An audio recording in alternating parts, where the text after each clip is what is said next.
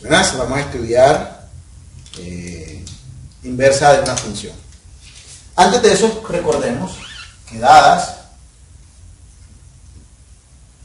f, una función de A subconjunto de R, en B subconjunto de R, tal que a cada x le asigna un y igual a f de x, y dadas G de B subconjunto de R en C subconjunto de R, tal que a cada y de B, tal que a cada y le asigna un Z igual a G de Y, definimos G compuesta F, que va a ser una función que va de A en C, tal que a cada X le asigna un Z igual a G compuesta F de X, que no es más que G evaluado en F de X. ¿Ok? Listo. Entonces, dada una función cualquiera,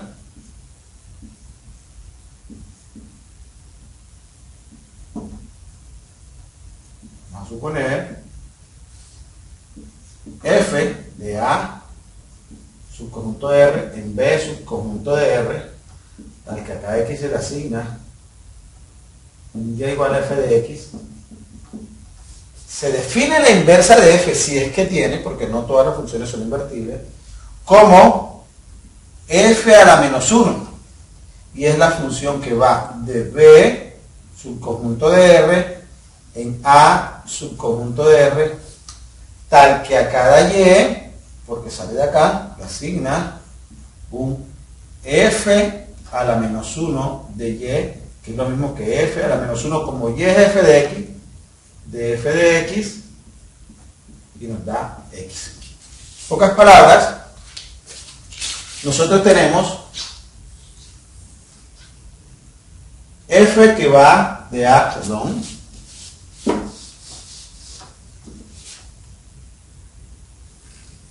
f que va de A en B. ¿Qué hace f?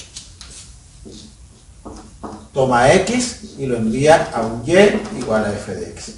Si f tiene inversa, esa función será una función que vamos a denotar por f a la menos 1, de manera que al ser evaluada en f de x nos da x. Por ejemplo,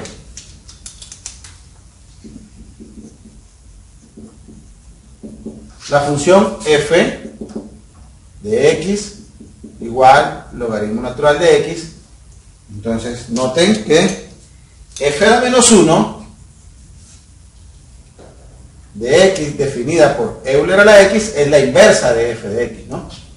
Dado que, si ustedes evalúan f a la menos 1 de f de x, que significa la compuesta entre f a la menos 1 y f, y es evaluar, reemplazar en f a la menos 1 a x por logaritmo natural de x, es decir, eso no es más que Euler a la logaritmo natural de x, y por propiedad de los logaritmos y de la función exponencial, eso nos da x. ¿Okay? Pero, ¿cómo se halla la inversa de una función?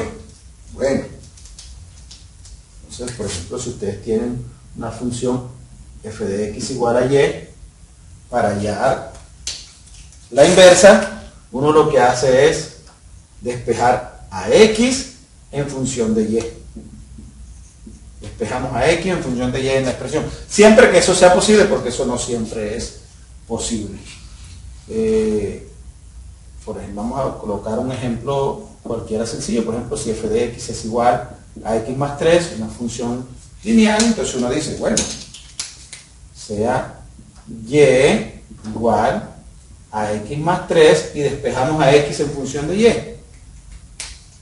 Aquí despejar x en función de y, nos queda que x es igual a y menos 3.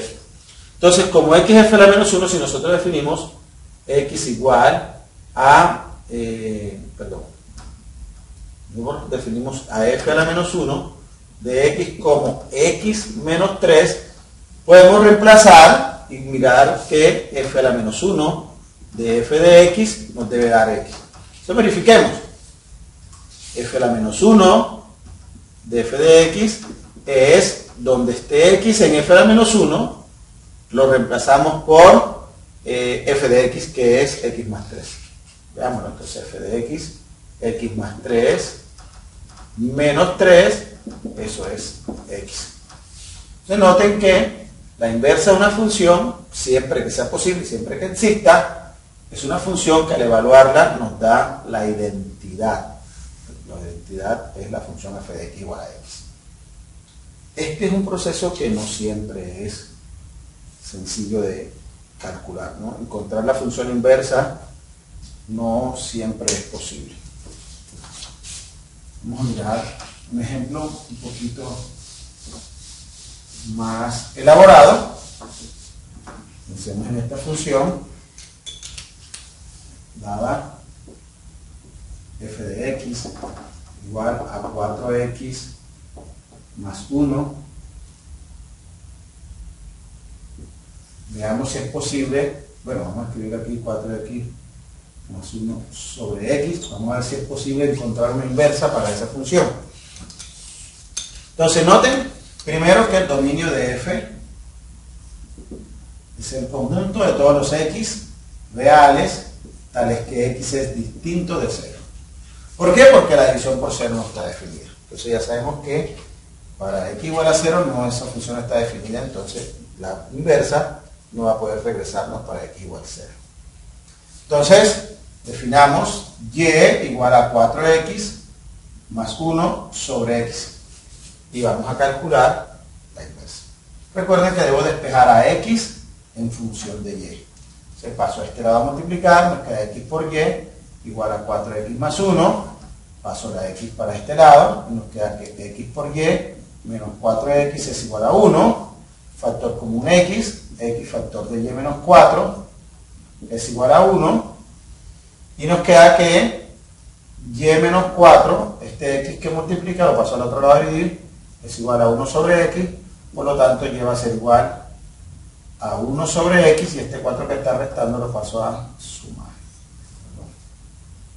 Es 1 sobre x, 1 sobre x más 4. ¿Qué dice? Debería despejar x en función de y. No hicimos ninguna gracia, despejemos aquí x en función de y. Entonces lo que va a pasar es x 1 entre y menos 4. Es decir, en vez de pasar a dividir x, paso a dividir y menos 4. Entonces noten que si yo defino f a la menos 1 de x como 1 sobre x menos 4, entonces el dominio de esta función va a ser todos los x en R tales que x es distinto de 4, porque para x igual a 4 hay división por 0 y eso no está definido. Comprobemos que efectivamente esa es la inversa. Comprobemos que esa es efectivamente la inversa. Entonces si yo calculo f a la menos 1 de f de x, me debe dar x. Veamos que eso es cierto, ¿no?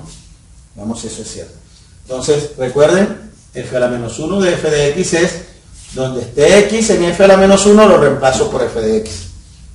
Entonces f a la menos 1 es esta, reemplazamos por f de x y nos quedaría 1 sobre f de x menos 4.